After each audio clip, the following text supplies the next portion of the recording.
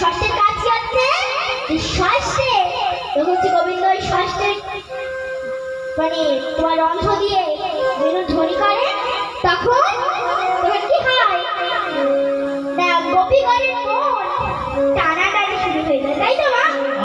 তাই তো? আর মঞ্চ